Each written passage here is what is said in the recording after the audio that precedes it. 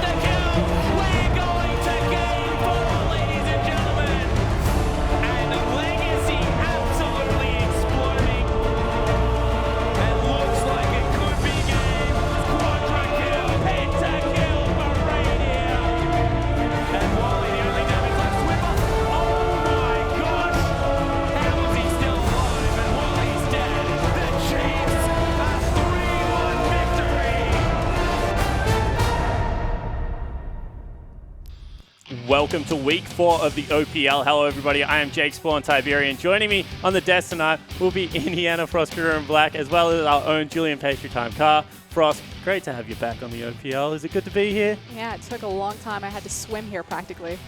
And Julian, you're always here. I am. But good to have you back too, buddy. Still good to be here. Anyway, before we get into tonight's matchup, let's have a look at the standings, guy. On the top of the ladder, it will be Legacy. They are currently 3-0, but right behind them is your OPL Legends, Direwolves. They're 2-0. Then Chiefs Sin are 2-1 currently, whilst Avant, Hellions, and Infernum are 1-2. And then riding out the top 8 will be Trident. They're currently 0-2 with a game to play.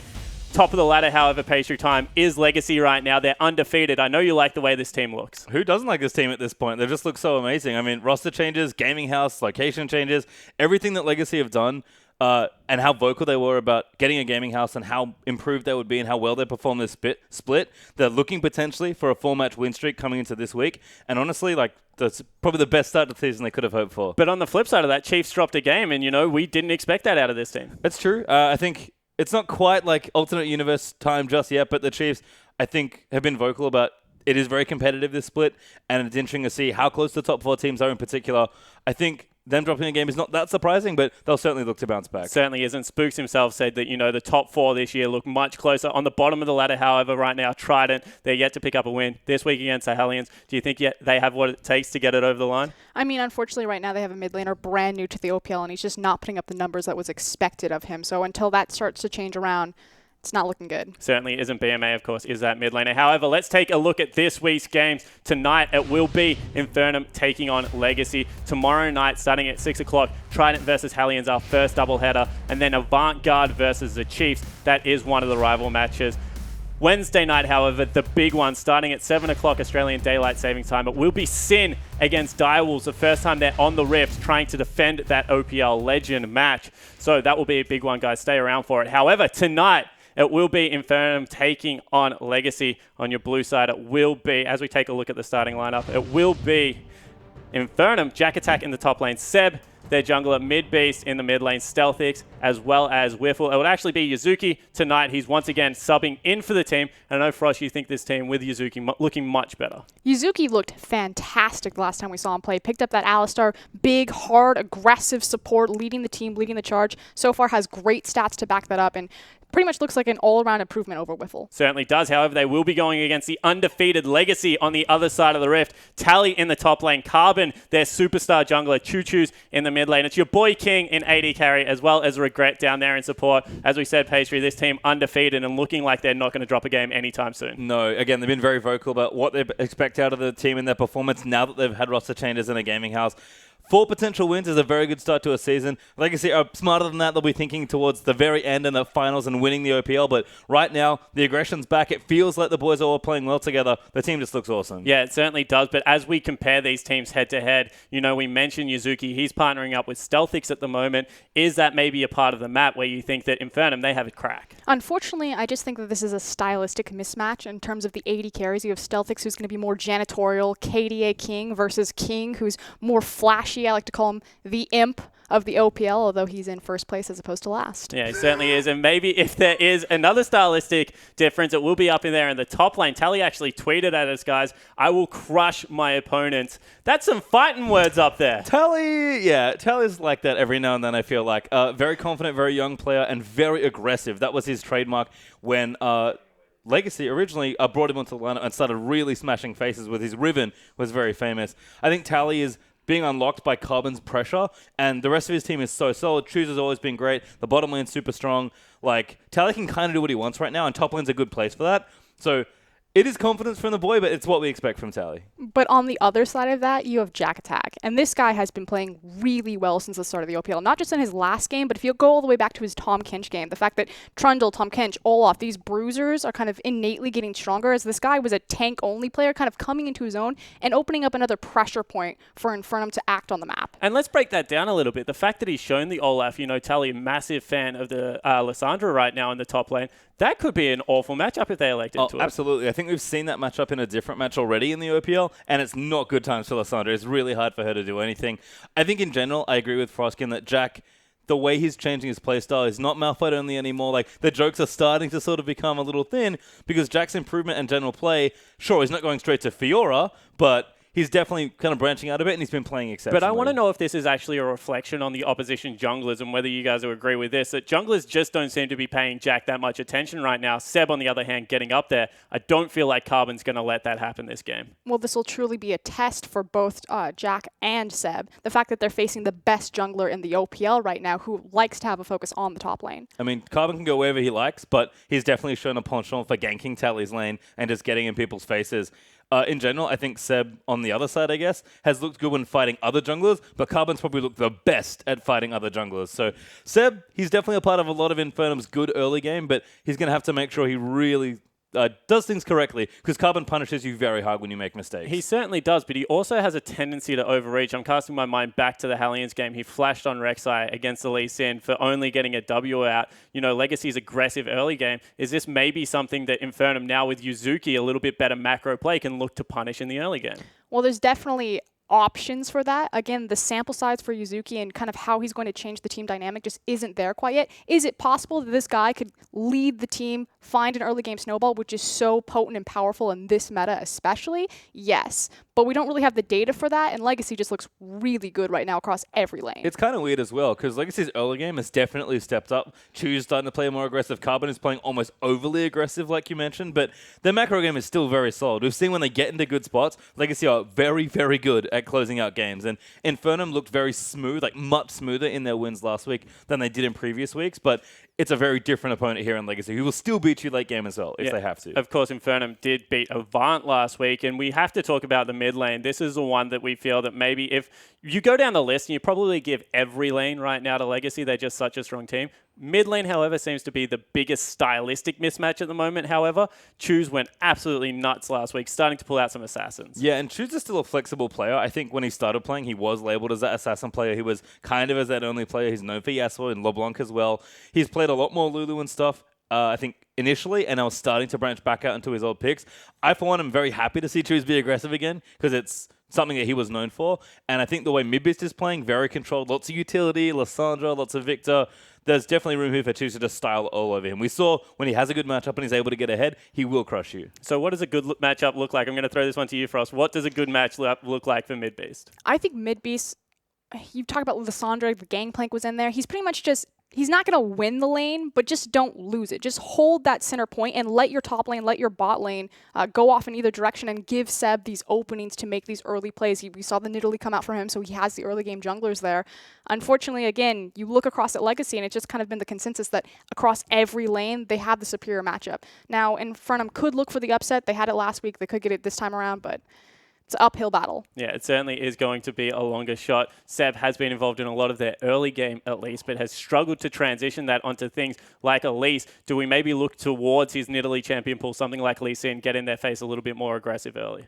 I feel like Seb just hasn't quite decided what he wants to do with the gold that he's getting. Because he's clearly getting quite a lot of gold. He's been involved in a ton of First Bloods, but he's almost always taking kills, sort of like you'd expect from a young, mechanically gifted solo queue player. But I feel like he's not converting the pressure. So pick one. Either give the kills to someone else and give gold to the rest of your team, or just go carry mode and completely take over the game. But the question is, who do you give that gold to? And I think that's kind of the issue with Infernum right now in terms of the identity of that team. You look at their top laner, known as kind of a tank top laner, is starting to perform better in that bruiser role. You look at their mid laner, kind of a control mage, has pulled up the assassins, but does much better on just kind of surviving the lane. And then your bot lane, your AD carries janitorial style. So they need the carry jungler if someone's going to step up and lead. Well, they certainly need to find a carry at least if they're going to win this, guys. However, the casters are ready, the teams are ready, so let's throw it over to Rusty and Atlas. Thank you very much, Spawn. And yes, it's looking like it's going to be a difficult match here for Infernum. But do you think that Seb, maybe if he moves to something more carry style, like they were saying on the desk, Rusty, that they'll have a chance? Yeah, I think there's two major differences between the junglers right now from Legacy and Infernum. Seb is always involved in First Bloods, whereas Carbon, and this is an interesting stat, 23% of his total creep score is from the enemy jungle. So Carbon likes to invade, and if he can keep Seb down from ganking with that random acts of aggression that seem to never stop, we might see a lot of bad signs here for the start of Infernum. Well, we'll see exactly what happens. But we are into Champion Select. Infernum have banned away Rise first up.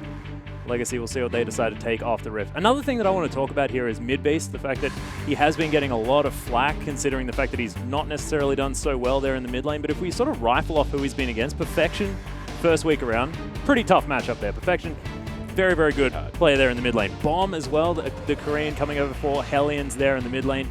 Very adept in the laning phase especially. And then, of course, you've got Rekt, who is sort of this prodigy from solo queue, pretty much knows how to lane, and that's like his main strength. So maybe mid-base will be able to find something, but now he's against Choo-Choo, so I don't think we'll even be finding out today, because that's a ridiculously hard matchup as well. If you go through 4 weeks and you don't find out by then, I don't know if we ever will. I think I'm stretching, no, look, like I'm reaching in, trying to find something. For mid-base right now. Every mid laner in the OPL is of a higher caliber than most of the other roles. So if mid-base doesn't step up to the plate and match them, then he's going to get left behind. That's a good point, but the bans are coming through thick and fast. Rise Lysandra Graves here for Infernum, as Trundle and Poppy have been removed from the Rift, and I'm really surprised about the Lysandra ban, unless Infernum have a different first pick in mind here, because I would really like that one grabbed up as quickly as possible. Mid-beast looked the best on that champion by far. He definitely did, of course. You're taking away a flex pick from Legacy by getting rid of Lysandra. Says that their first pick is going to be quite important for Infernum. Yeah. And you have to keep in mind there is a lot of things available, such as gameplay. Such as Caitlyn. That's going to be banned away, though, as Legacy get rid of the long-range marksman. Interesting option. Haven't actually seen Stealthix play that at all in the OPL so far, but maybe there's something being revealed as to what has been going on in practice behind the scenes. We shall see. Could also just be a throwaway ban.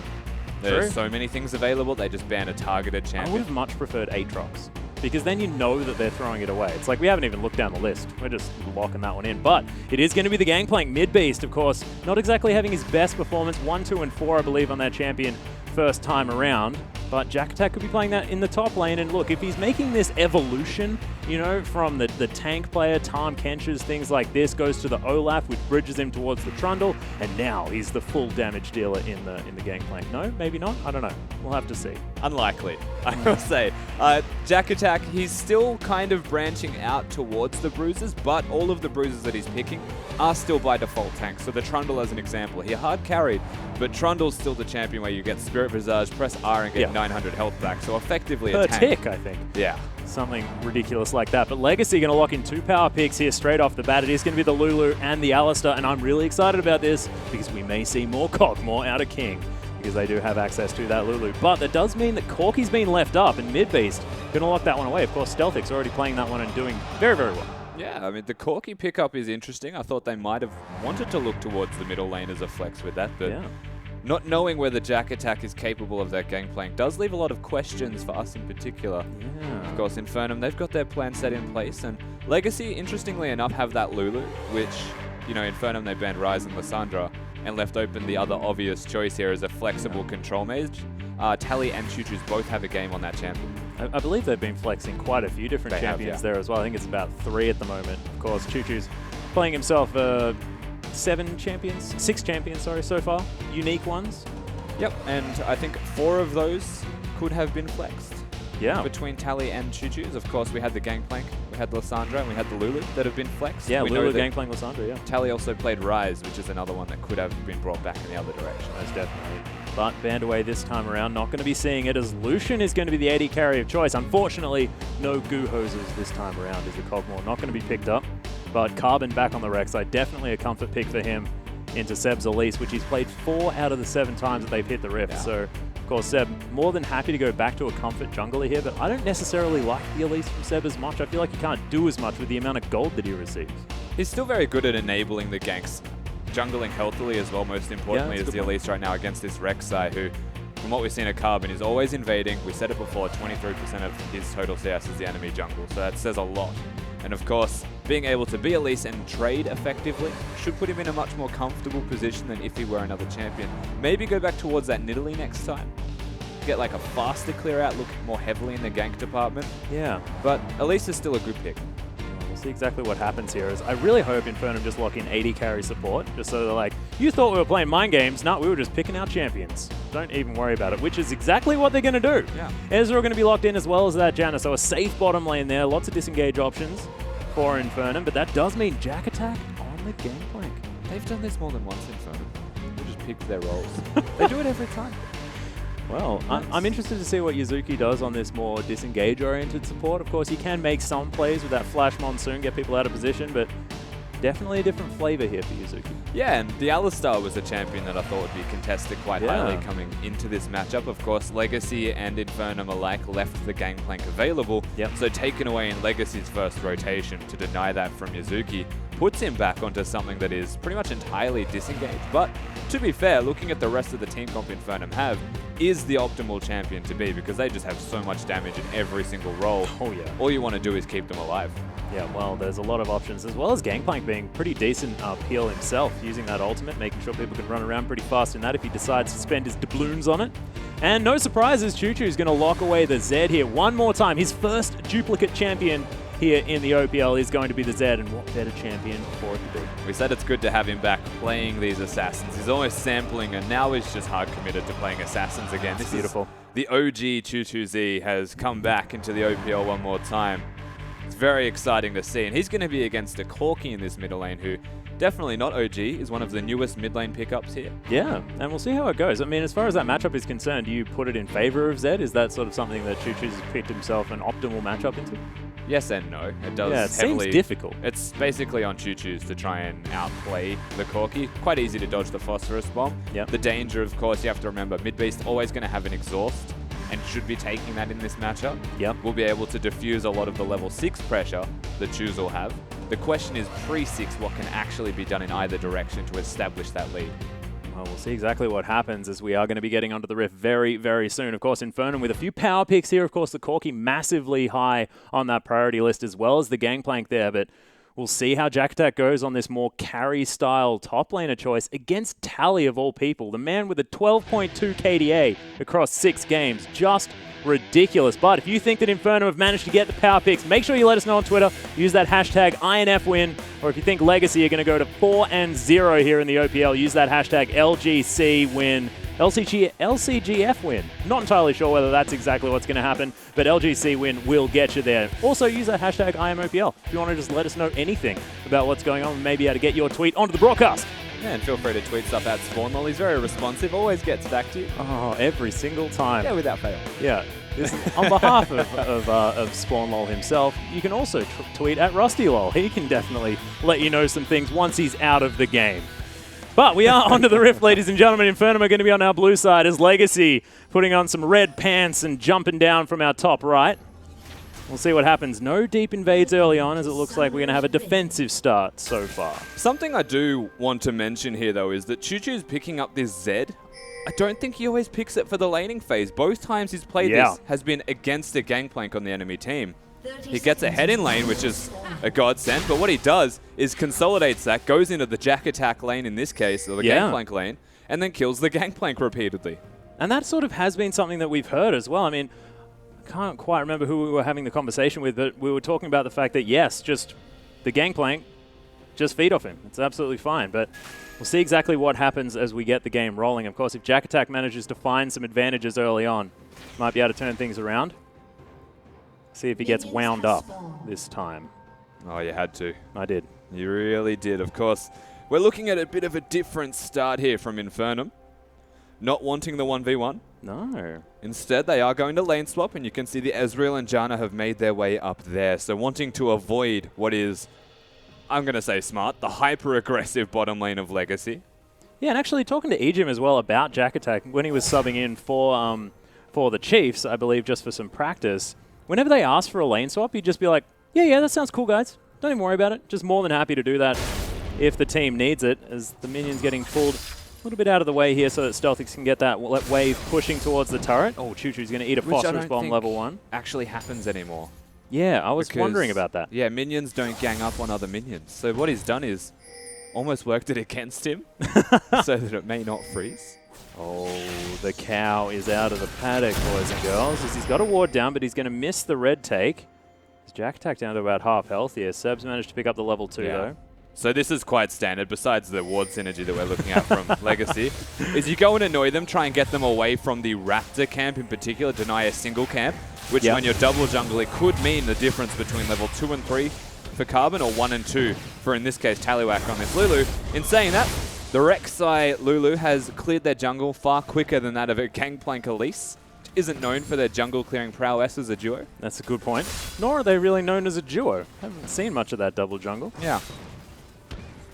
But you can see so far, Choo Choo's taking a bit of damage here from mid base in the mid lane, but something to be expected in the early levels as a melee versus range matchup, you'd understand, as mid base now going to take that Thunderlord's proc from Choo's.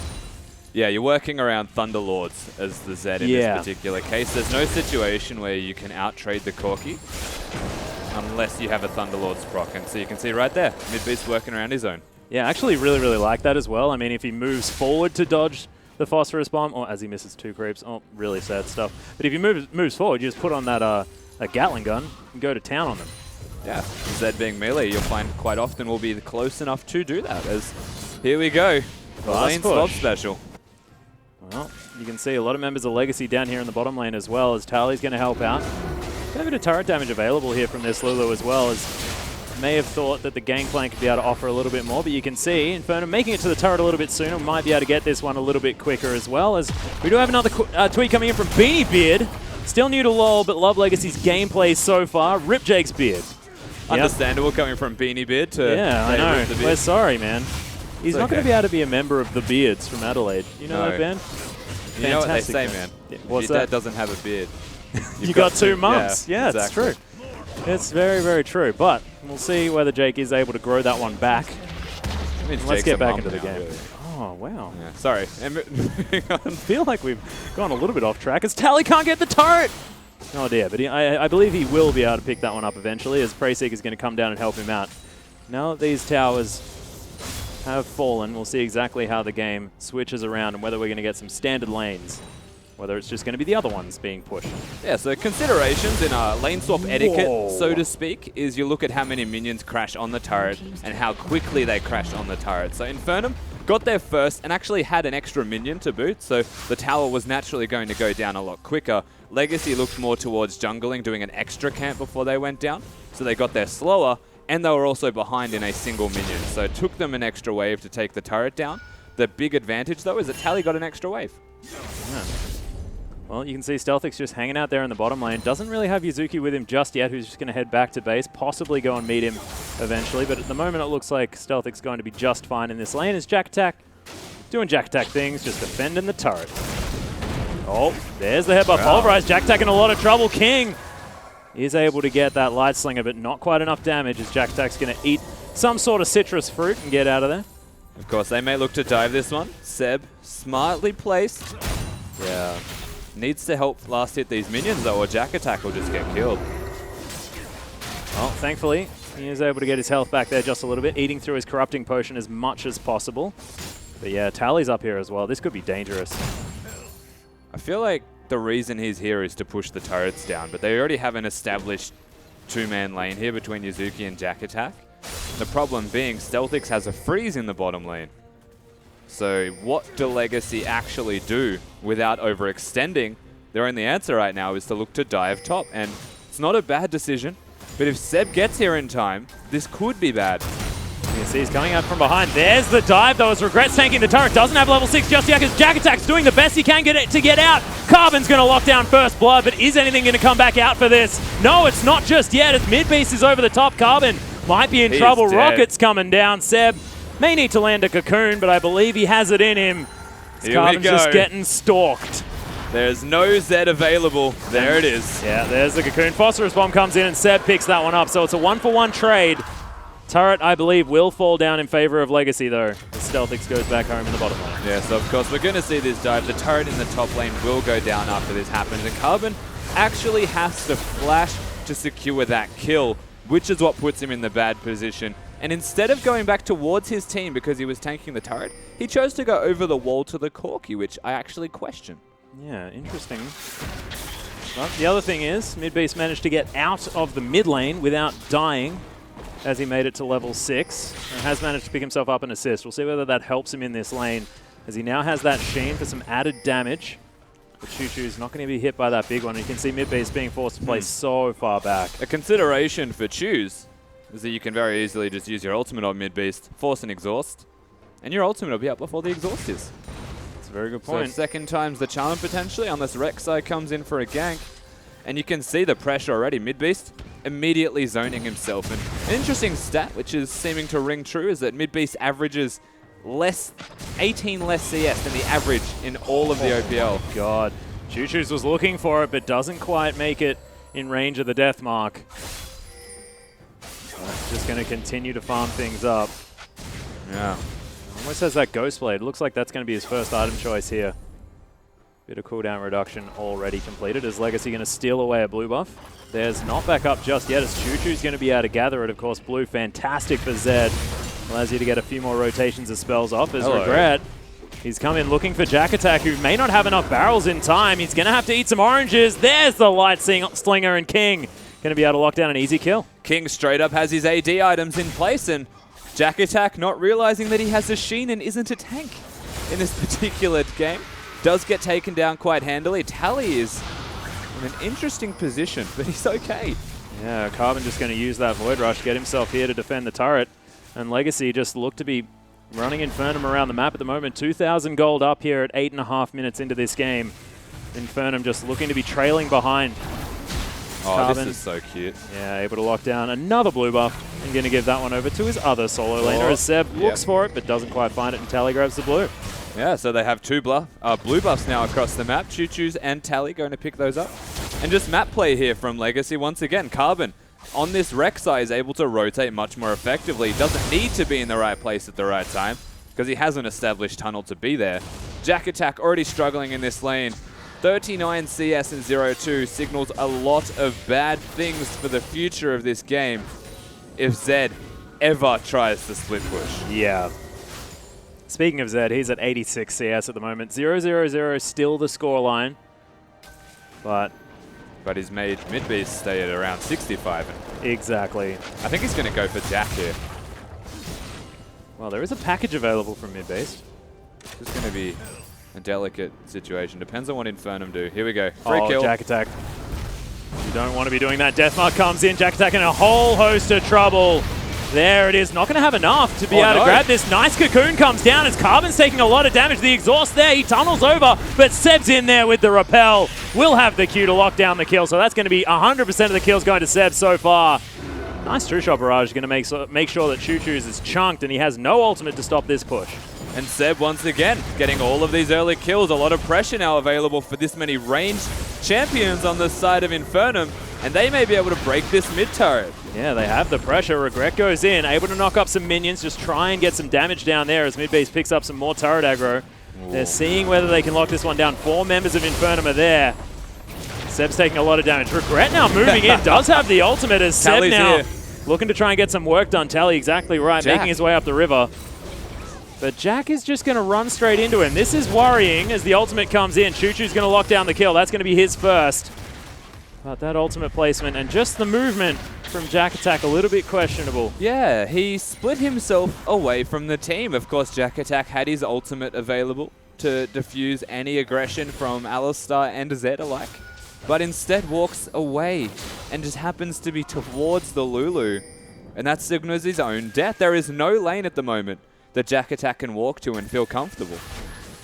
Very, very dangerous here for this Gangplank as Stealthix, he's doing okay, 95 to 98 at the moment as far as those AD carries, but he just wants to be farming up, getting to his late game stage as this blue Ezreal so he can be as frustrating as possible. And it looks like Harold is going to be the next option here for Legacy. Yeah, absolutely. They're going to pick this one up. It doesn't look like it's going to be contested. Of course, what minute vision Legacy do have is around the Herald at the moment. Flying G consolidating further towards Elisa's bottom side jungle, and Legacy now starting to ramp up their map play. Yeah. And of course, Choo-Choo's now with that Ghost Blade as well. There's a whole lot more damage options. And he's just going to kill Jack every time. Yeah, Ghost Blade's going to be popped here. Deathmark comes in. Jack Attack has to be very careful. He's not going to be able to find the kill. But he's zoned. Yeah. He's going to have to sit on that crate and go home. This is exactly what Legacy are going to rinse and repeat right now. They've got Lulu. Yeah, there's the flash pulverized. Midbeast has to be very, very careful. Uses the flash and, of course, the Valkyrie as Yazuki's going to come and protect his mid laner. Successful disengage. But Legacy may have found Seb. He does land the cocoon, but there's the Chilling Smite. Carbon is on the hunt, gets the flash knock up. Seb's going to flash out of the way, doesn't have the repel, and the shutdown comes in for King. 2-0-1 for Lucian. Legacy just seem to have the answers. Yeah, they absolutely do. Constant and ever-present aggression and movement around the map from Legacy are securing them advantages pretty much by forcing Infernum to react to every single movement that they are making. It's just simple, basic movements that they're doing so efficiently that Infernum don't have the response. They have no answer to this top lane problem, Jack Attack, so far behind. Lulu can lane against him, Choo-Choo's will be laning against him and taking turrets every single time Jack recalls. Tally can double up as a mid laner to complement King, who is 2-0-1 and ahead, make sure he stays alive, and the 4v4 from Infernum, though it's meant to be good, won't get kills. They don't have an answer. Well, at the moment, Legacy going to be trying to take down this mid lane out of turret, and it looks like it is going to happen. Harold going to be helping out there with his buff to the minions as Stealthix has to be so careful. Choo-Choo's going to get knocked away, though. Nice Monsoon from Yuzuki as Seb's going to repel behind Regret, gets himself out of the pulverize. Of course, this is just what we just saw. They took the Rift Herald, they forced Jack Attack to recall, they take the Dragon and the mid turret. No trade capabilities here from Infernum whatsoever. They're stuck sitting back and answering time and again. Well, definitely not. Joey's tweeted in, cool guys spend Chinese New Year watching OPL. Cool guys do it without beards. Look, I can't disagree with him because I don't have a beard. Thanks, not Joey. It just hurts knowing that Spawn took his off his face. I know. I mean, I can't even grow one. I'm really upset. If you have that capability, I feel like you've got to utilize it, right? Yeah, 100%. Sad stuff. Oh, well, we'll be writing a formal complaint. His Italian genetics blessed him, and he's putting it to waste. You know? I know. It's despicable. And it's glorious red as well. Oh, man. Well, Jack Attack's dead again. There's the death mark in. He puts down a barrel and the ultimate, but he is so far gone. That's just too easy. It just... Oh, God, they can't even get a scuttler. Yeah, seriously, they're being bled out right now. It's just getting out of control. Seb is the only person with kills on the Infernum lineup, and he's still 30 CS behind, so effectively too far behind Carbon to even look in the jungle. He can't pick a lane and gank. They have to group as 5 right now, or they run the risk of dying. If they group as 5, Zed will take their turrets. Yeah, and they also can't pick up farm effectively either. This is a team that wants to be able to scale, of course, with the Ezreal, with that Gangplank as well. 0-4-0, Jack Attack. I just can't see him doing much this game. Yeah. Midbeast as well averages 18 less CS at 10 minutes than every single OPL player. At the moment, he's actually hurting that stat a little bit more by being this far behind. Yeah. And this was probably the best laning option for them, as he was doing well until 6. And then zoned himself. Didn't actually look to engage a fight. Well, the roam just meant that Choo-Choo's was able to get the experience lead, and as soon as he hit level 6, Midbeast was playing so frightened. Yeah, and Seb needed to give the kill to Midbeast. Yeah, a little bit unfortunate there, but you can see Morellonomicon completed here by a Tally. It's got a heck of a lot of cooldown reduction now with those Lucidity boots as well. Wild Growth going to be available over and over again. Midbeast may have actually found Choo-Choo's here as the rockets are coming through. Just uses that shadow to get out. Big one, not going to find it. Choo-Choo's just going to continue the hunt. They do have their Trinity Forces completed here, Gangplank and Midbeast, so relative power spikes. Of course, what are we waiting for? Well, an entire Iceborne Gauntlet for Stealthix, honestly, before they actually reach their point of power. Yeah. Or have any type of skirmishing, sieging, disengaging, you know. I just feel like it's hinging now entirely on Yuzuki to try and keep 4 members alive.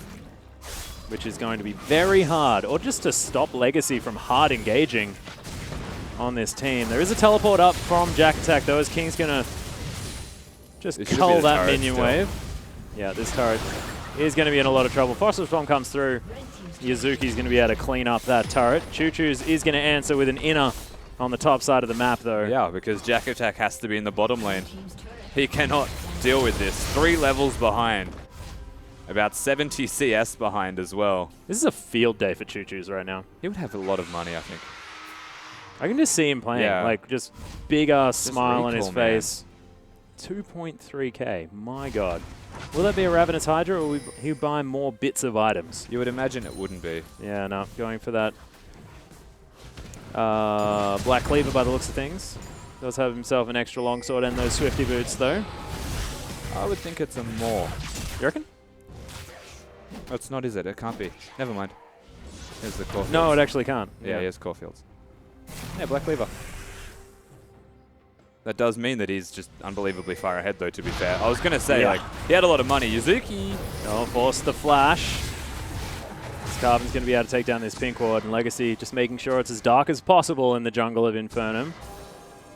And Carbon is continuing that statistic you were talking about, where he just likes to be in the enemy jungle as much as possible. Seb can't really do much here against the Rek'Sais. He's just gone full tank, looking for his next tanky item. Deadman's Plate looking to be it. But once again, it's another story of Seb having a decent early game, able to pick up a couple of kills, just unable to transition. And I don't think it was his fault. It's just happened, unfortunately, once again. As Choo-Choo's, he's going to be able to get out. Carbon doesn't get the memo, and he's just going to jump straight underneath the turret. Sup? Yeah. Hey, guy. How you doing? You can't kill me anyway. He has a lot of items here, Carbon. He's very tanky. They've got a Lulu as well. Remember to keep that in mind. Can make anyone effectively a tank, even if they're not. And they've got an Alistar, so they can dive pretty much anything they want at the moment. They can split push, they can team fight, they can make the map complete darkness. Look at the wards right now from Inferno. Yeah, there's basically none. You can see the bottom side is just lit up here in favor of Legacy. As Choo-Choo's going to play out some funny business here towards the bottom side of the map and then continue to pressure things down. Tally, he's splitting on the top side, teleport at the ready. If Infernum want to do anything, but at the moment, it just looks like they can't. Well, no, they actually, like, if they come back from this game, I will shave my beard off. You don't have a beard. You're meant to tell people. See, that didn't work, because Spawn doesn't actually have a beard anymore. Well, Harold is going to go down once again. We'll see whether they can grab it before this timer ticks up. Of course, Baron's coming back home. Harold will need to leave the house, and he is going to do that via death. He's going to head back to the Void. Yep, right on time and just enough money in the back pocket for no particular reason. They get a bit of control. Hello, Jack. Yeah, the ultimate's come down. He's got a barrel there, but he's dead, so that's not going to help. Carbon's just going to stand in it for funsies. And once again, Jack's just like, man, I just want some farm! But he just can't get any. This is almost heart-wrenching to watch this continue to Almost? unfold. What are you talking about? I just like, because deep down, even though it's only 2-6, you have to remember the gold lead has just organically grown to this massive Almost of a difference 10K, yeah. from just pressure controlling the map. And this is Legacy's strength and evidently Infernum's weakness right now. It's unfortunate, of course. 9,000 gold is the lead. 5 turrets to 2 in favor of Legacy. Have managed to pick up 2 dragons as well on top of that. Bit of extra pushing power. It's like they haven't died. There's no snowballing kills. They've got 0 deaths on 3 of their members, only 1 on Seb. It's all Jack attack. And it's all the fact that this guy that's known for playing tanks is trying to branch out and play a damage dealer to no success. Well, it seems to me like they picked up the gangplank. Of course, Tally's shown that he can play it. Choo-Choo's has shown that he can play it. So Jack Attack probably just had to pick that champion, and Midbeast just not as comfortable on the champion. Midbeast has a game on it. If you're going to put it onto someone who's known for playing tanks and not someone who actually has a game and can play gangplank, you're running this risk, and they fall for it. Well, Regret just soaking some aggro here as he runs out into the river. You can see Choose, he's got other things in mind. Wants to head down towards the bottom lane, clear out that minion wave, create even more pressure around this map. He has completed the Black Cleaver now as well. So a whole host of cooldown reduction. 40% now with the blue buff circling around him as well. As Seb is actually going to get the flank here on Legacy. He's looking to try and make something happen. The rappel goes up. Midbeast is in here as well. True Shot Barrage comes through. Massive knockups from everyone on Legacy as Midbeast is going to get melted after Seb evaporates off the rift. And Infernum, I think they were there, but they disappeared pretty quickly. If that's not desperation, I don't know what is, Atlas. Infernum knew that Zed was bottom. They took the fight knowing they had no other choice. And now they're paying for more than just the Baron, as Choo-Choo stayed in that bottom lane, and he is pushing the hell out of it. Yeah, this is execution at its finest here from Legacy as they take the Baron, take the inhibitor on the bottom side. Stealthix and Yuzuki, not a whole lot they can do about it, but let's have a look at this one again. Yeah, so Infernum actually run themselves into a choke point. Ezreal wasn't even there in time, and just the knock-up combos. The Rek'Sai, Lulu, and Alistar all coming together. That you can't cleanse that, you can't QSS that. Mid-beast dies.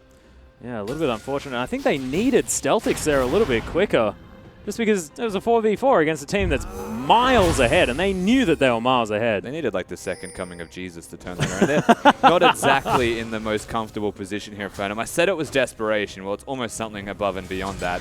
Everything they do from here on out is so uphill that they're basically like upside-down rock climbing.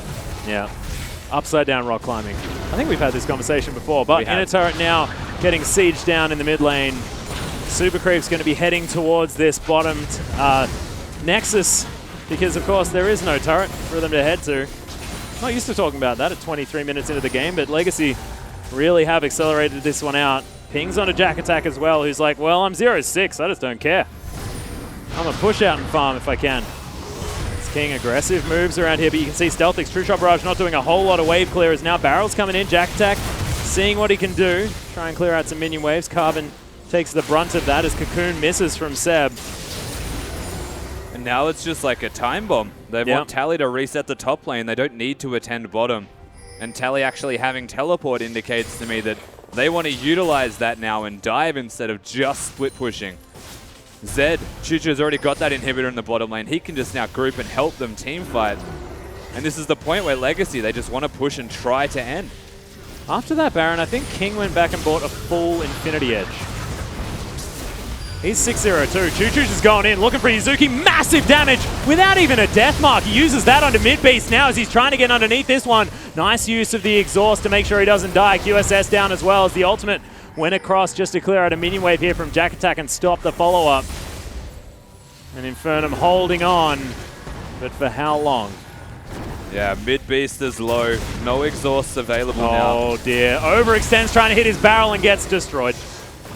See you, Jack Attack. Yep, simple work. That's the second inhibitor about to fall. Even with low health bars, Legacy, they remain confident. And now they're just looking to cleanly execute the rest of this game out. Only one inhibitor remains, and this is one of the most convincing victories that I think I have ever seen. Yeah, this is a team completely on fire at the moment, Legacy, and it's not necessarily horrible play out of Infernum or massive mistakes that were made. It's just impeccable play from Legacy as Regret once again going in. Seb taking a whole lot of damage. A double knockup comes in, and Seb's going to burn to death in the sky. Yuzuki trying to do something, but these turrets are bound to fall. Baron buff still circling. There are super creeps. The Nexus is dead. Congratulations, Legacy, taking down game number 1. And after that, Infernum are going to need some sort of miracle to get back into this, because the amount of momentum you get off a victory like that would be astounding. Legacy finished that game with an 18k gold lead. That was a statement if ever I've seen one. Most definitely, but we are going to throw it over to our analyst desk to break down that pretty one-sided Legacy victory. Thank you so much, Atlas. And that was, in the end, a very one-sided victory. But let's take it back to square one. Let's take a look at pick bans, because I know we feel like both teams kind of piecemeal together quite successful comps. I'm actually a big fan of what Infernum's composition was trying to do. Is very clearly a siege-based composition. You've got Gangplank, Corki, Ezreal, and then you have the Janna. I actually think Janna's incredibly potent in the meta right now, just because we were talking about this earlier. Alistar, Trundle are both big supports right now. Janna ranged can beat them in lane. She gives you the shield. Level 9, that's a big bonus to help you move around the map with her movement speed to take down towers, but unfortunately it was an execution issue. Yeah, it certainly was. On the other side of the rift, though, you know, Choo-Choo's picking up that Zed. They've shown twice now that this is what they like to play in the gameplay. Yeah, it just feels like it's not just a comfort pick for Choose, because it is. It's not, was a Kassadin counter pick, I think, against Hellions, which kind of makes sense as well. But absolutely, as far as anti-Gangplank stuff goes, the way you play against someone that wants to get big in the side lanes, maybe freeze them up, is just constantly move Zed in and punish them. And it didn't look like the best mid-lane matchup. Choose navigated it well, though. But certainly, like, you saw there, poor Jack. He was just getting stalked by Zed. And this is what I want to talk about. And I think that this is what the game ultimately came down to, was the intricacies of the lane swap that led to this Zed chasing the Gangplank around the rift. And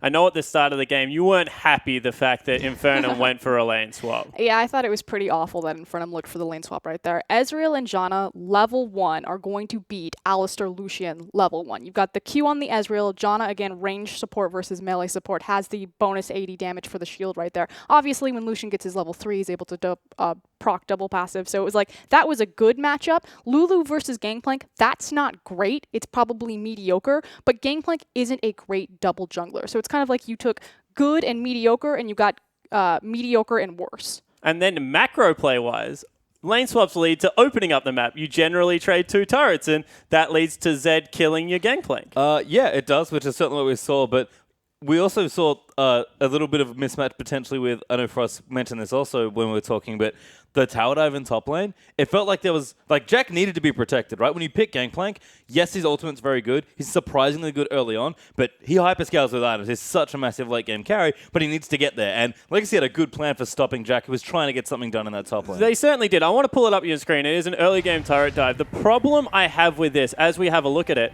is that Legacy had actually made a mistake in the bottom lane before this. Lulu hadn't got the turret when she was supposed to, so they were late to a rotation, and all 3 members of Infernum should be there, but Seb walks away, and I guess the rest is history. And I know we were calling this as we watched. We can go ahead and start the replays. We were like, okay, Lulu's going to go top. They're looking for the dive, and the problem is that Seb isn't there. It's a 4v4 dive. Obviously, the team with the tower is going to win, but Elise is late, and that's what allows Legacy to snowball this. Yeah, and you see that on the back end, they even trade 1 for 1, but there was so much expended for Jack Attack. You trade that 2 for 1, maybe even 3 for 1, because how it was going, you have equal numbers there. Turret doesn't fall. All of a sudden, Ezreal's frozen out the bottom lane.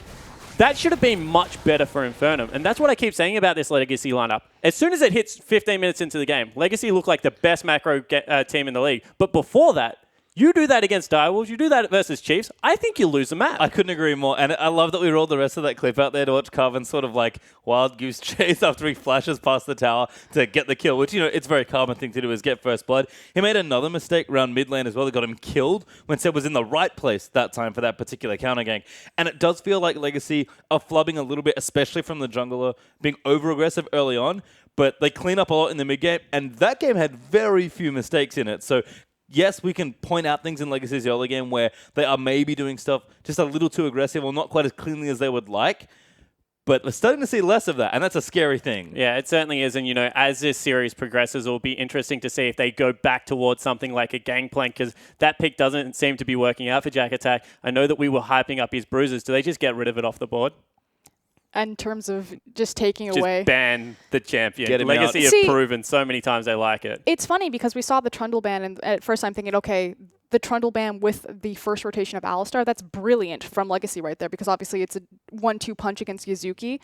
Trundle works as a great counter pick to Alistar because he W's in, you just put the pillar behind him, and then as he slowly walks around, you just beat him down with auto attacks. But it also works as a 1-2 punch against their top laner as well. So I just think the draft phase, the macro play from Legacy, yes, we're seeing those mistakes in terms of their early game aggression, but they look so clean. Yeah, they certainly do, and that cleanness got them a Game 1 victory. But don't go anywhere, guys. In 3 minutes, we'll be back for Game 2 in Infernum versus Legacy.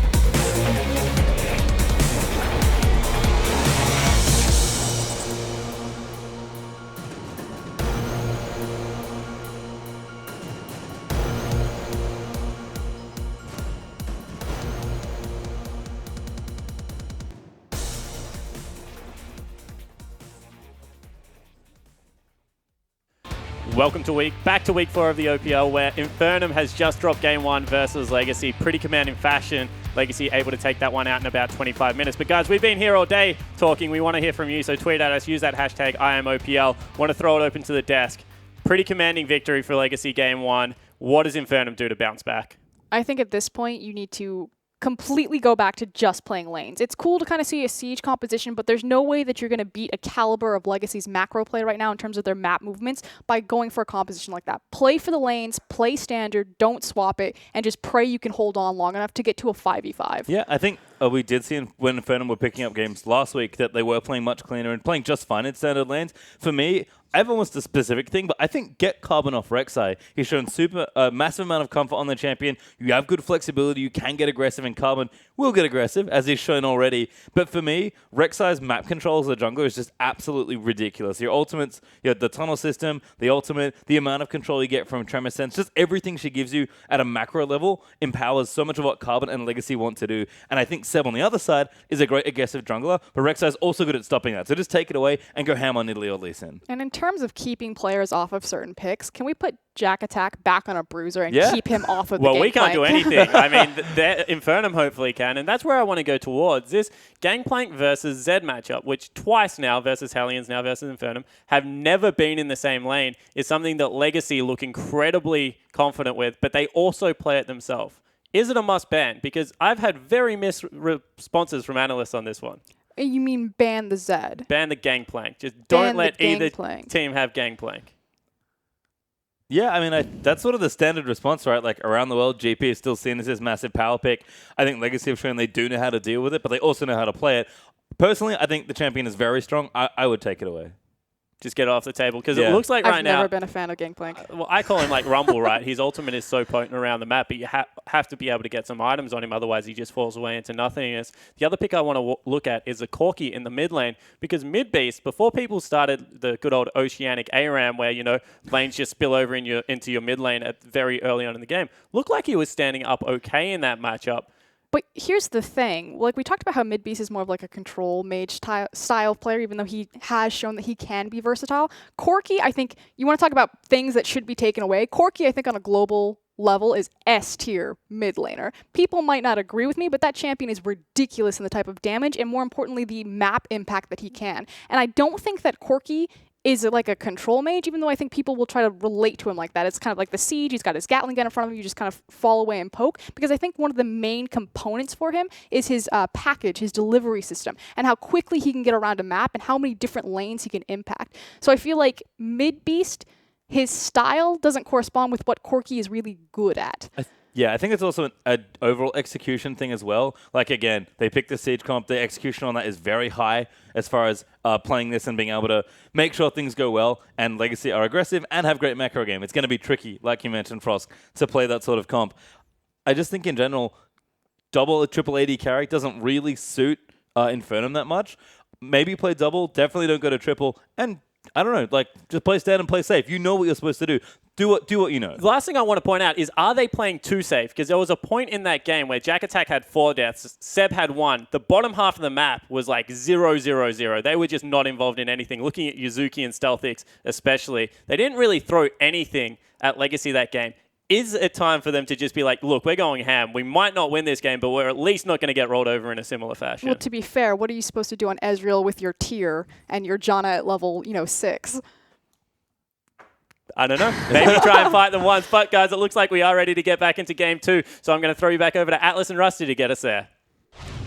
Thank you very much, Spawn. And look, we'll see whether Infernum can find anything, but I think he's hit the nail right in the head there.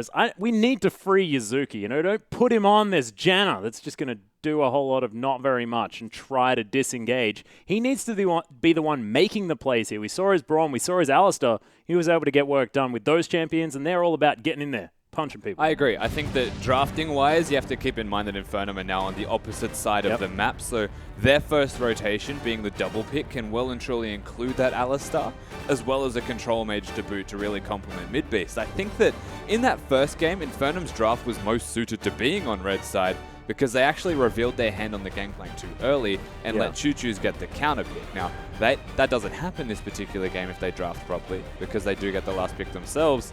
I think they can work around getting Yuzuki strong champions early. Well, looks like Infernum do not want to deal with Choo-Choo's on that Z. It's going to be banned away first up here as Trundle's going to hit the bench at the same time. Jack Attack not going to be playing that champion. Of course, Yuzuki did have the option. Probably not going to like seeing him on that champion either, as Alistair is actually going to be removed. So Legacy, a few more pointed bans this time around. I have a feeling we're not going to see the Caitlyn being taken away. No, not at all, of course. Infernum banning away from Jack Attack. No, banning the first pick away from Legacy. Having the double flex option once again, one of the strengths of this Legacy side is the ability to pick a top laner and mid laner at the exact same time and not know where it's going. Well, Poppy is going to be the final ban here for Legacy, and we'll see what Infernum do. They did have to ban the Gangplank this time, which I think is very important, and you're exactly right, the Graves. Graves and Rise. So they would ban Rise and they'll pick Graves. Lulu and Rek'Sai. Because we could see an exact opposite situation here, as if the Rise is gone for early on, which it can't be, but if the Lulu's picked up, I mean, they can go for the Graves and something else. I'm not entirely sure. But Lulu's going to be picked up. Tally's going to put the most emphasis on that champion. And we haven't seen Seb play a game as Graves. We've only We have just one. Just one? Didn't do so well. Yeah. 4-4-4 against AV. That's why I don't remember it. Of course, what that means, they've gone for the Lulu first pick here, Legacy. They've very comfortably said that Carbon can go back towards the Rek'Sai. He's got a deep enough champion pool. Those pockets run deep enough that he'll be perfectly fine. And they prioritize the flex pick option. Seb needs to pick that Graves now, though, because they've already got the Lulu. You don't give them that combo, or what is going to be a potential combo with every single lane. Lulu can complement a Graves to be a beast, an AD carry, potentially another assassin in that middle lane. The idea is take it away while you can. Well, Infernum, they are going to do so. Of course, putting a lot of emphasis on this Corki as well, as Jack Attack is hovering that champion. Does mean that Carbon, he can go back to the Rek'Sai if he wants to. Of course, Alistair is off the table. Legacy removed that themselves. So we'll see exactly what Regret 9 wants to play, but it looks like these are going to be the picks. They are locked in. So Seb back on that Graves, and we'll see exactly what Stealthix is going to do, whether he's going to be playing the Corki, whether they're going to give something else over. Of course, Lyssandra's standing out like a sore thumb here for both of these teams. Of course, a lot of players. Carbon's actually going to lock in the Caitlyn. So that actually was an intentional ban here. They want to get it away from Stealthix. Yeah. And that's just so intriguing to me. It's like, why would you prioritize the Caitlyn this heavily? Stealthix has already played 2 or 3 other champions. Yeah. And the fact that they actually in their second rotation go for Caitlyn and Janna, does that mean Legacy are now going to try and lane swap the team that did it to them in the first round? Possibly. Of course, Caitlyn Lulu is pretty ridiculous. I mean, it reminds you of, all of these sort of late game scaling AD carries with a Lulu, Janna. It's sort of like the, what is it? Juggling. I like it. We can go with that, and we'll see whether it actually comes out as something that's going to be focused around this Caitlyn or whether it's not going to. Infernum want to make an all-AD carry comp by the looks of things. Nope, that's not going to be it. And Jack Attack is going to be on his rock in the top lane. Finally, we're going to see it. It's been banned a few times, but he hasn't actually picked it up when it's been left open. Yep, and the other big thing to note is Yuzuki on Bard, able to be a playmaker this time, not just sit back like the Janna may and only disengage. There's forward options, and I'm going to say entirely game-changing options as well. As you look at the side that Infernum have put together, they've got damage between the Corki and the Graves. They've got engage now with the Malphite, and they've got follow-up or disengage from the Bard. The question is how he uses that, because there are situations where I'm looking at Infernum's team comp and saying that Tempered Fate might actually mess things up. That's true. If that goes down as there's an unstoppable force coming in, things are going to go wrong. But one thing I really love about Infernum's comp is the fact that it's a comp that moves forward. Hang on. I want to point out that I actually want them to lock this in, because it is a protect the Caitlyn, and even if she dies, she's still alive. It's genius. Okay, well, Tally is going to be picking up what looks like the Fiora there in the top lane. That means Choo-Choo's going to be on the Lulu, and that's their split push threat. So we've rounded out this kind of get around the Caitlyn type team comp with a nice 4-1 possible split in the late game if they decide to go for it. As Infernum now with their final pick to be locked in. And I say just go for the Lysandra. Let's just go full engage, make stuff happen. And mid-base is going to be comfortable there against Lulu, just clearing waves. Default to like the Orianna as well. I'm just thinking Control Mage would be the best way to go here for mid-beast. Even if you wanted to go outrageous, just be like Twisted Fate. But in saying that, mid-beast, we'll see if he wants to be. There it is. Yeah, looks like the Syndra is going to be locked in. So exactly the flavor you're reporting on there, Rusty. And we'll see whether mid-beast, now back on more of a comfort champion, of course, does love the Syndra. He's played it once, didn't find a victory. But look, he hasn't found many anyway. So we'll see how he does go. But I'm just looking over at this Legacy roster, and that round out with the Elise being able to offer that earlier pressure there in the jungle, as well as Tally on this playmaking top laner that can really go toe-to-toe. Plus, it has percent damage up against a Malphite who's not going to like that too much. Yeah, so the way that Legacy drafted this was they knew Infernum get one counter pick option.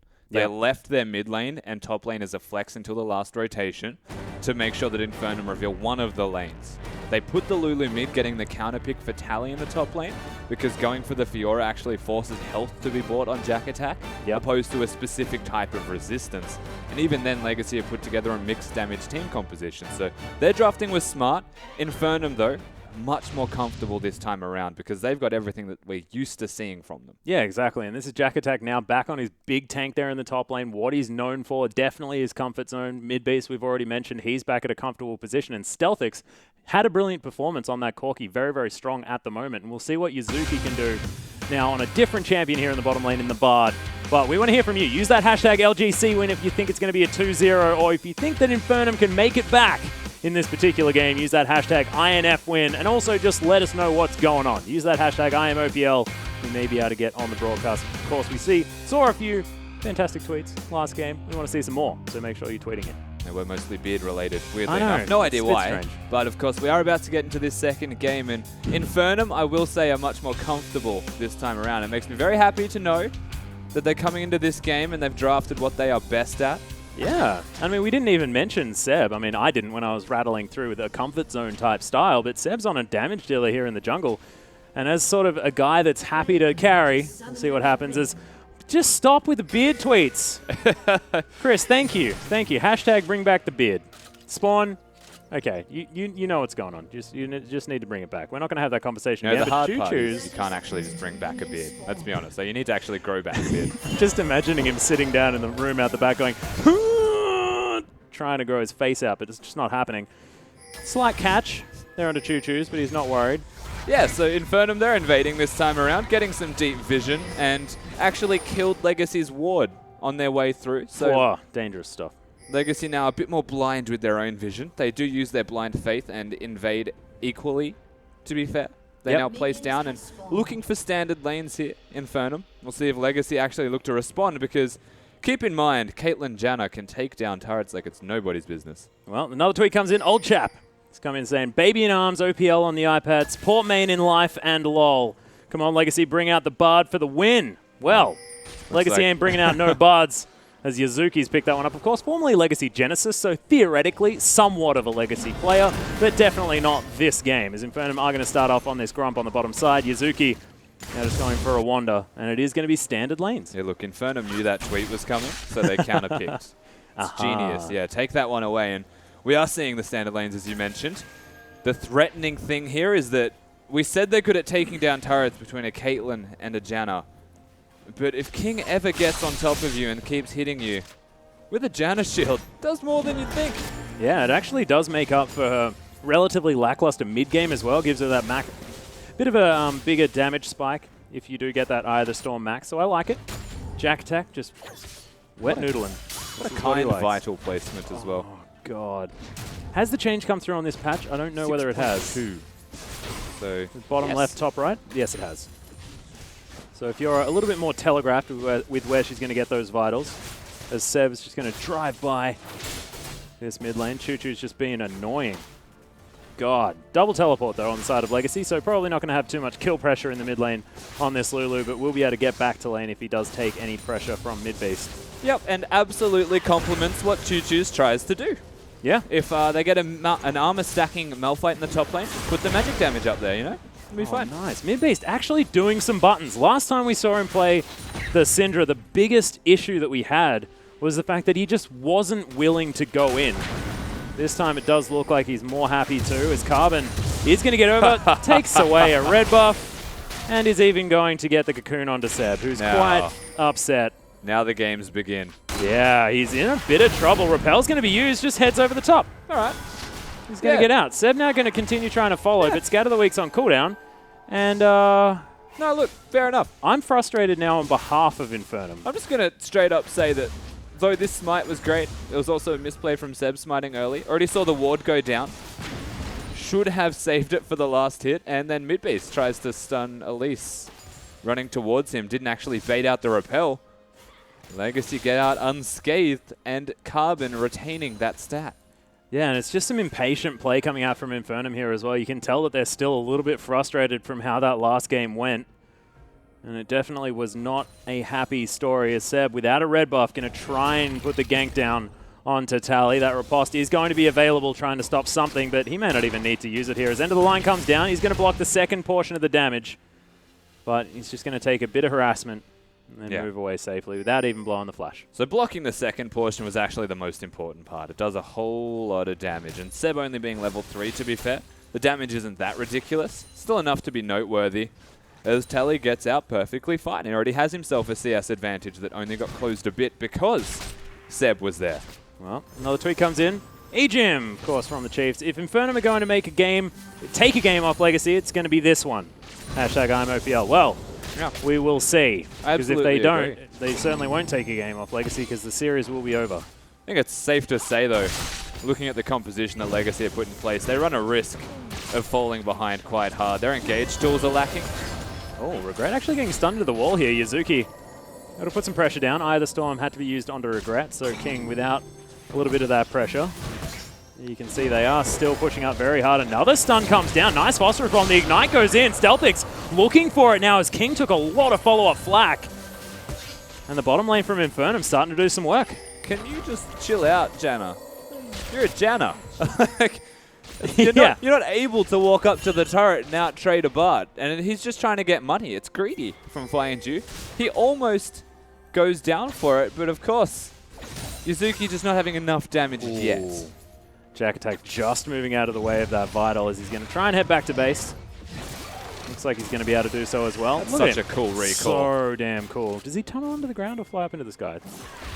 Can't quite remember. Seb, coming around for a gank though as Choo Choo's going to get out of the way of the stun. Carbon comes in. That's a nice cocoon as Choo Choo's still able to get the work done. Seb's gone down so low. First blood comes in as Tally had even teleported in. Takes a turret shot to celebrate the first blood and steals away a cannon creep. What a top laner. Yeah, Legacy, they find themselves that first kill. It's Carbon actually sitting in Seb's topside jungle. Right place, right time. Walks onto a pink ward, so knows he's safe to throw the cocoon out, and does absolutely that. It's the communication from Legacy. The direction that Choose ran wasn't towards the bush where Carbon was. Instead was above the bush where he knew there was no ward, and Carbon could freely get in, hit the cocoon. Yeah, really nicely played. Of course, playing towards their pink wards, just so smart. Infernum still getting pressured underneath this turret, 53 to 43, as Carbon's going to find another cocoon. Midbeast going to miss it as he tries to get the juke in. Choo Choo's taking a bit of damage from Seb now as, we do have a Malphite coming in, does have that unstoppable force. He should have probably moved down a little bit further as Choo Choo's going to flash out of the way. Nice stun from Yuzuki as Seb is going to get in there. Yuzuki's going to be able to pick up that kill on the Brad. We'll see what he can do with the extra money. Not too bad giving money to a Bard of all champions in the support role, to be fair. You'd be okay with that. Yeah, look, it's great. Magical Journey going to be used. Oh, Regret was about to take that. He was so ready. He's like, I'm going. And then realized he was a Janna, of course. Once again. Finally, actually realizing said Janna. But, look, Yuzuki got a roam in. That's why he's got that first blood. Didn't even have the Ignite available. But what we're seeing from him is very good Cosmic Binding to ensure that these kills and even pressure in lane is being established. Unfortunately, Caitlyn Janna still just has an unbelievable amount of pressure themselves. Oh, yeah. And Yuzuki hasn't had a chance to recall, so natural advantage in this lane goes to Legacy. They did get themselves a kill, though. Well, Stealthic's going to be able to eat some cuppers, get himself back up to health. As Legacy, you can see, they're just continuing to push. 13 CS in the lead now for King, as the Rockets have been gained from Stealthix, who's being able to keep onto some of his mana, and Seb just can't quite find his way in towards this bottom side. Carbon, surprise, he's going to be in the enemy jungle one more time. Oh, red buff's going to spawn. Seb's not going to make it there in time, and he's got so many wards. He's just waiting. He has a sight stone. He just places all of his wards down around this red buff. Knows exactly where Seb is going to be. And Seb not level 6. Here we go. Oh, God. Well, Seb's going to get caught by the cocoon. Seb knew that Carbon was around here, but you can see he just does too much damage. Jack Attack's going to come over. There's the repel. It was almost too easy there from Carbon. As Tally's come over, Midbeast is down. Nice riposte comes in as Grand Challenge comes down as well. Choo Choo's going to wild growth his teammate. Midbeast going to fall down, but Carbon's going to be traded. Jack Attack forced a flash underneath his turret. It's a 1-for-1 trade in the end. It could have gone worse for Infernum. Absolutely should have been worse for Infernum. They do quite well to get something out of this. And Midbeast's ultimate down with Seb's damage was enough to secure a single kill. Carbon's aggression here absolutely rewarded though. The only misplay after this, fantastic repel by the way, right now. Bam. It was a little bit easy, wasn't it? It was easy, but it was also executable. You still need the reactions. Of course, Tally then moves on to Midbeast. They take him down. Carbon's only mistake was to hop out of Tally's Fiora ultimate, which may have healed him. Well, this is awkward. Jack Attack burning down with the red buff. Choo Choo's knows that it's enough. He'd stolen that one away, I believe, so Legacy able to get the dive working in the top lane after some interesting Benny Hill type stuff. It's just so simple. Every time Legacy find their advantages, they just ramp up the aggression and the pressure, and it doesn't slow down. No. Midbeast doesn't have an answer when he's dead to Choo Choo's going to that top lane. Malphite doesn't have an ultimate to escape or a flash, just like that. Another kill. But this time around, Midbeast is having a better time there in the mid lane. 68-54 now, managing to get himself ahead by about 14 CS. And by about, I mean exactly. And Tally going towards that Titanic Hydra in the top side. May transform it back to the Ravenous. We've spoken about that build path being quite nice before. And now Legacy grouping up for a siege. Of course, if we've spoken about Caitlyn in the past, it's the fact that she just wants to be sieging. Choo Choo's not taking too much damage there from the combo out of Midbeast, who may need to go back and grab that Morellonomicon if he really wants to start doing some work. May not have quite enough money now. This is still reasonably favorable here for Legacy. They're starting up the aptly named Oceanic ARAM, but looking at the team composition that Legacy have got in place, they can take these turrets down if Infernum don't engage. All it takes is a Syndra stun or a Bardolt. Yeah, there's the Tempered Fate. He's going to lock King down for the moment as Seb's going to make his way in, immediately flashes away. Not going to take too much follow-up damage, but Jack Attack's here now, and this is exactly what Infernum want to do. They want to group them together, smack him in the face with a big old rock, but they just can't quite find it. Jack's going to keep looking aggressively to at least zone Legacy away, but Legacy aren't backing down. No, they are going to get... They're zoning away from Tally, to be fair. He's pushing this bottom turret. He's on the second turret. And now we're looking at an interesting choke. Yeah, they're getting corralled here just a little bit. Wards go down. Legacy know exactly what's going on. Repel's going to have to be used here from Tally, but Yuzuki's able to slow him down for a moment. Carbon now on the backside, going to get stunned up. Will have to use the repel as quickly as possible, but he can't quite get there in time. Midbeast's going to lock that one down, and nice play from Infernum to make sure they commit to that. Yeah, they find themselves a pick in a very extended situation. They do lose the turret, though. And that honestly still favors Legacy. And King able to disengage in time as well. I thought he might have been a little bit overextended, but 90 caliber net. Pretty decent disengage tool as Seb now taking a lot of damage on the retreat from Choo Choo's. Most importantly, Infernum is still getting kills. This is the biggest difference between these games. Midbeast is having a positive impact right now on this Syndra. Just finished off his Morellos. And this is a losing lane that we're looking at, so Midbeast did have to step up, and he is. Most certainly is. Tally, though, still having his way with this top lane matchup. Jack Attack in a bit of trouble, but of course he did this time have the counter pick option. This was not supposed to go well for Jack Attack, and Jack Attack's doing exactly what he needs to do, trying to get in, make things happen for his team as they move into this game. Like, I just don't understand the Caitlyn priority when they can pick a Malphite against you. It is pretty strange. It's very interesting, but of course... It just must be the Stealthix champion. There must be something that we don't know about this pick. We've got to do some research. We'll have a chat to them. I mean, if there are any Infernum analysts that can offer us some insight into this Caitlyn, or, of course, Legacy analysts as well, you're the ones that banned it away and then picked it up. Let us know exactly why. Please, tweet in. Use that hashtag I'mOPL. We'll be able to shed some light on the situation. Of course, just people with insight would be nice in saying that. Yeah, anyone. I'm most confused about the priority that Legacy put on it for the purpose of picking it themselves. Yeah. They banned it away in the first game, so it's like, sure, I take it away from Stealthix. Now they actually have it themselves. He's dead. Oh, yeah, Choo-Choo's going to just be killed straight up from mid-base too. I can imagine Choo-Choo's probably just wasn't expecting any aggression out of this guy. Hasn't shown any this game, really coming out and showing us that he can definitely stand toe-to-toe. So 89 CS to 78, and look, 3-2-0. Now the scoreline for mid-base is Harold just going to chase people out of his house. Get out of here. I'm minding this one for Baron. And now Infernum pushing that middle lane.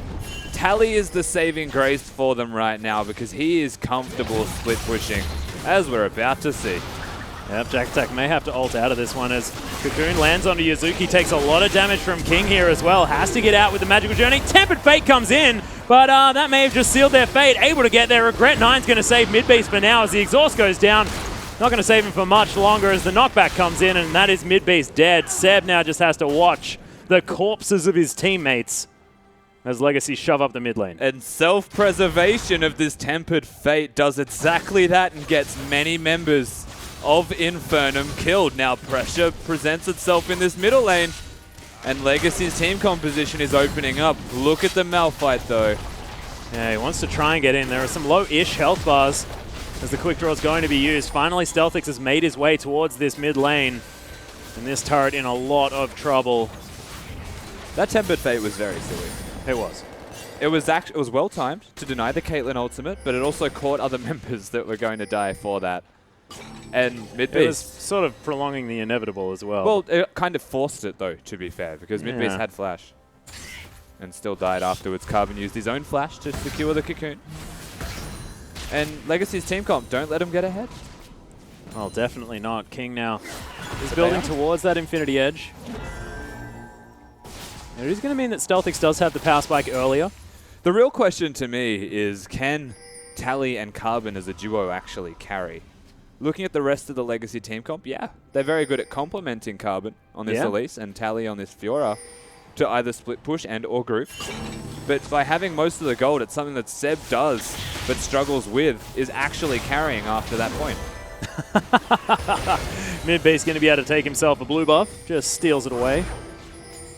And King may have to be careful. Not going to be hit by the 90 caliber net, but in goes the teleport. There's no turret to go back to here as mid-base is going to get stunned by the riposte. Fantastic timing as King takes an ultimate, but just shrugs it off. Infernum were looking for Carbon, who goes down very low. There's the wild growth, actually, as Seb takes the ult. No, it doesn't. It's Jack Attack's going to lock that one in, but he's just gone for desperation plays right now. He's going to get turned into a little munchkin and destroyed. Now Tally is going to take down Seb, who's a little bit upset at the fact that that turret is still up. Yeah, look, Legacy just start to run rampant on this map one more time. The teleport from Tally was good. He uses the riposte and denies the stun out of mid-base, and just like that, they take him down. But the battle was on two fronts as they tried to kill Carbon. Malphite and Gray's ultimates used in doing so. But this is what we were just talking about. Lulu is always going to be relevant because you can buff up the Elise to stay alive. Exactly right. Of course, he just falls down from the rappel, and they're like, that's a much bigger spider than we were battling last time. This Tally with that Titanic Hydra just shoving this wave out, able to get that turret as well. He's been the split-pushing maniac that we're expecting in this game. And it's an 8,000 gold lead somehow. So it sort of sprang up once again. 17 minutes into this game. Legacy just showing so much play, especially strategically. Well, I don't even think it actually sprang up. Look at the turrets taken from Infernum. Yeah, there's not very many, are there? Well, yeah, the answer is 0. They've been ran around the map and they're getting picks, but they're not translating these picks into actual advantages in gold whatsoever, whereas Legacy running them around are getting advantages through objectives. Tally gets 2 turrets in that bottom lane. They keep them pushed in. They get mid. They get top. And this is Tally giving global gold to a team that are able to out-team fight when they're ahead. Yeah. Stealthix does have his Trinity Force now. Looking to head towards that bottom lane. Try and get that one shoving out. Stealthix now moving towards mid one more time. So Legacy, see what they can do. I wish Caitlyn didn't say boom headshot every time. Yeah. I really wish. Well, thank goodness she's not the big one in the meta anymore. As Voltar Spiderling going to get quick drawn away from Seb, as Yuzuki was trying to match the dodge out of Carbon, but he just doesn't dodge. That's going to be fine. Though. Does have the special delivery. Oh! Yeah, there's the ultimate. Yuzuki, magical journey to death, I think, as King's going to be able to get off the ultimate. That's going to lock down that kill. Stealthix still able to throw out that package if they need to, but you can see Fiora's here. JackTack wants to find something. Riposte is going to be there, of course. Repel as well as Seb. He's caught one more time. Quick draws out of the way after that cocoon wears off. And this is that slow bleed out that we saw in the first game, now just happening later. So Infernum, they've done well to get this to this point in the game. I think there's a lot of marked improvements from them so far. And we're looking at what has been remedied since their earlier games as tank off. Yeah, there's the ultimate. As JackTack's going to go in onto Tally, but Tally's just going to smack on He's got some 4 weak members spots. here. Yeah, does have to be very careful. He won't have that riposte for quite some time. JackTack now with a bit of extra movement speed, but Tally's out of there. This is Legacy attacking on 2 fronts one more time. They send 4 top, but immediately they have to rotate 2 of them back because Legacy were pushing the mid turret, and the pressure's ever present from these guys, and Infernum is stuck answering every single time. Yeah, and that bottom lane was shoving in favor of Legacy as well, knocking on the front door of Infernum.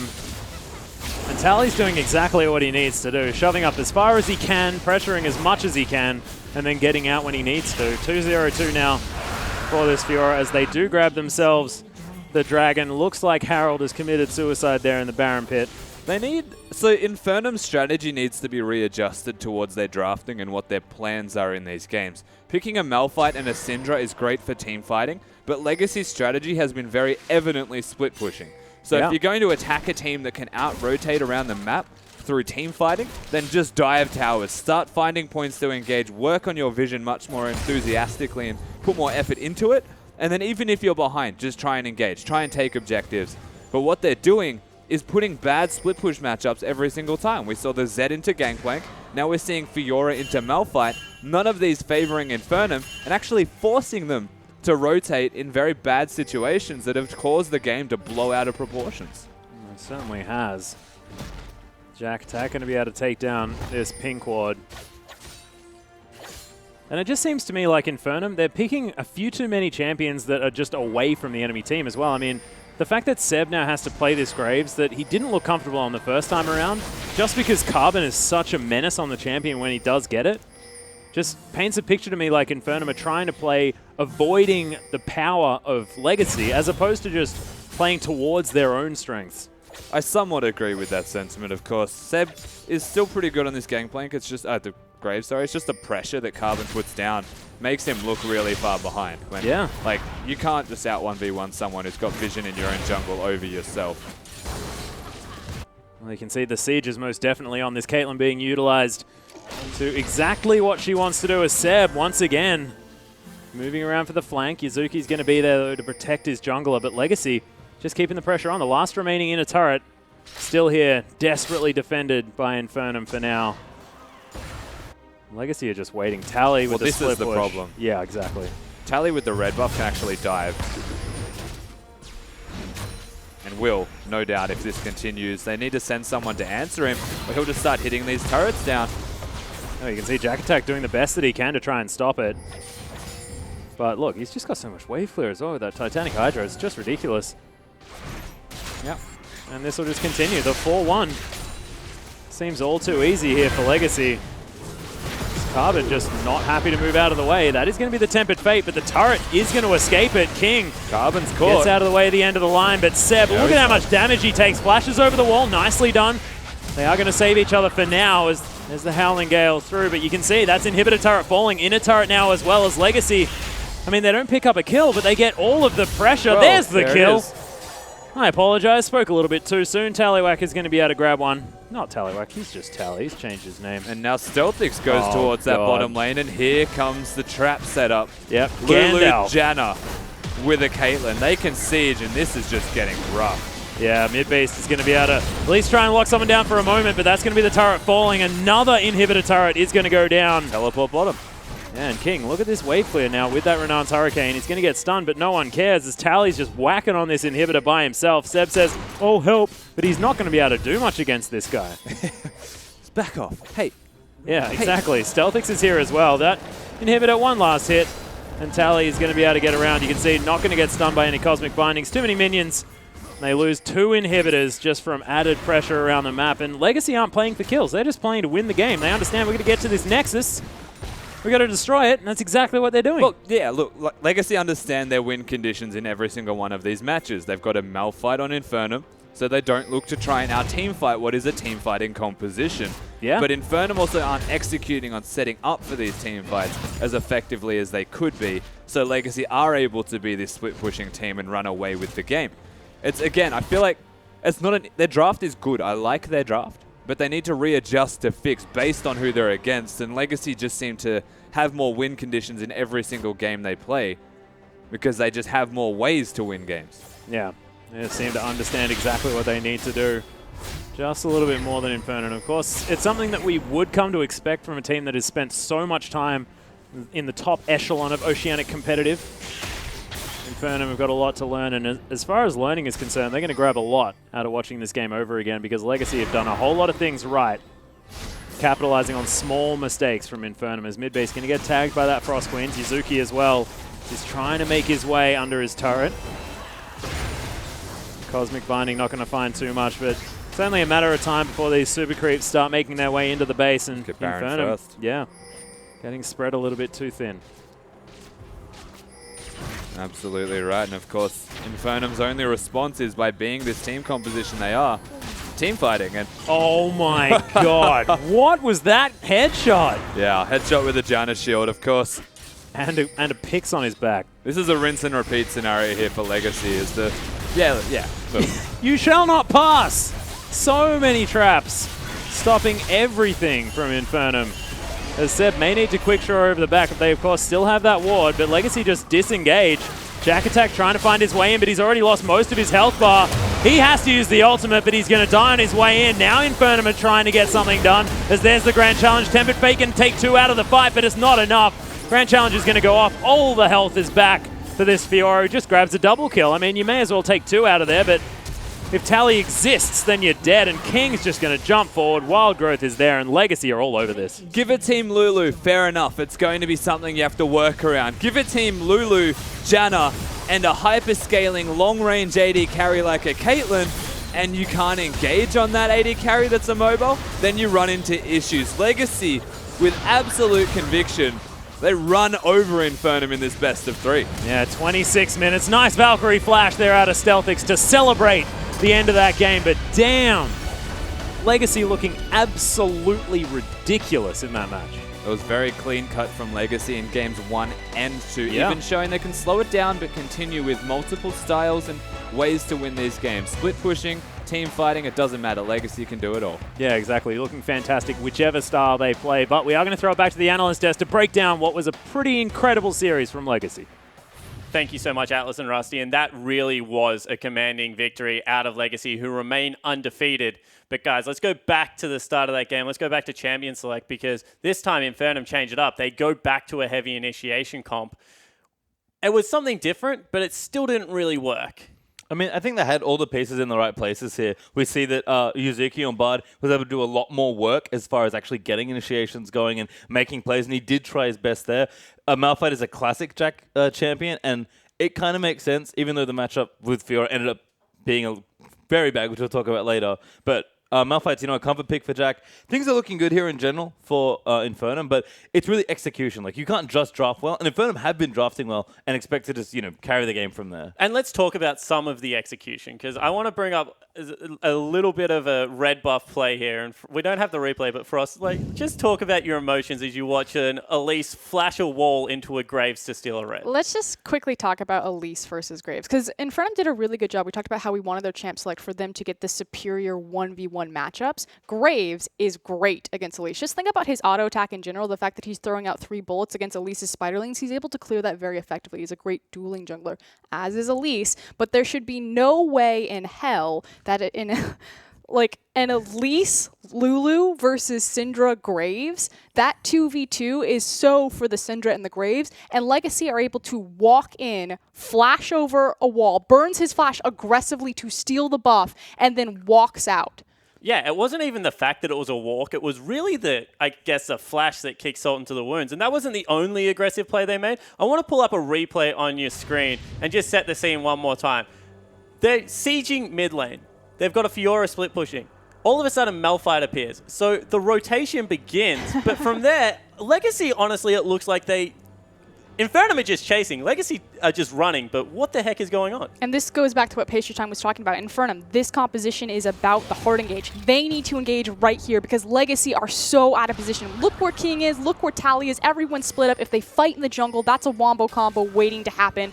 But here's my favorite part, Carbon from behind. He must be saying, pinch them, pinch them. And he effectively walks up behind 4 people, and we're just like, Inferno, just turn and kill him. But this is the cockiness that we were talking about with Legacy making these early plays pre-15 minutes. There is no reason to walk up behind 4 people as Elise. Yeah, and if we've been sort of criticizing Legacy in the few places we've been able to for their over-aggression at times, it's been Carbon that has been the culprit of the aggression more often than not. And I feel like when I talked to Carbon recently when he was on the desk, he's sort of like, I'm like, how's game 2 going for you, buddy? And he's like, oh, not as clean. I think maybe get a little too G'd up. So there is maybe an element there where they are still a team that's maturing together and need to relax when they're coming into game 2 because they're riding momentum maybe a little too high. But yeah, that's definitely a moment there for Carbon. He's going to look at it and be like, that's where I can clean things up. Because Legacy can clean up things there. I want to take it a step further. Last year on the desk, Rymeister said that Chiefs will get beaten eventually because they're a team that plays their opponent. They don't play League of Legends. I think that right now, Legacy looks like a team that is guilty of the exact same crime. They played this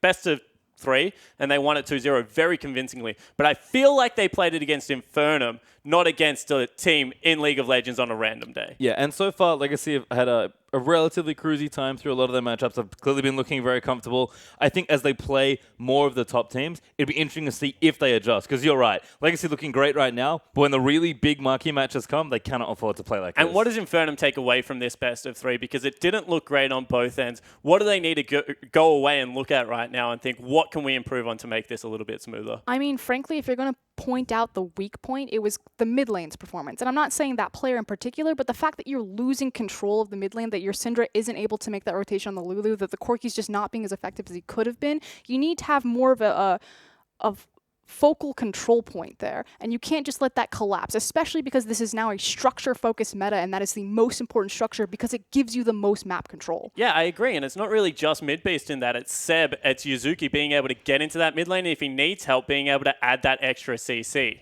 Well, what it does is, as soon as the mid lane loses any semblance of control, not just dying, but just loses the ability, loses the push advantage, it starts eeping into Seb's jungle, and so he's suffering the consequences of his mid laner losing control, and then that snowballs into the top lane. So yeah, we see Jack Attack, going 0-5 in the first game, and then just getting run over in the second game, but the issue is it started in mid, it spread into the jungle, and like a virus, Legacy just choked him out. And they were able to take the victory 2-0. So, guys, that is the games we have for you today. As we pull up the schedule, tomorrow, however, it will be Trident facing off against Hellions in our first of 2 games as Avant take on the Chiefs in an old rivalry. That will start at 6 p.m. Australian Daylight Saving Time. And then our OPL Legend match will be on Wednesday at 7 o'clock. It will be the Direwolves trying to defend their title against Sing Gaming. As I said, that kicks off at 7 o'clock on Wednesday night. But that's all from us tonight. So on behalf of myself, Frosker and Pastry Time, and the entire production crew, enjoy your night, and we'll see you tomorrow.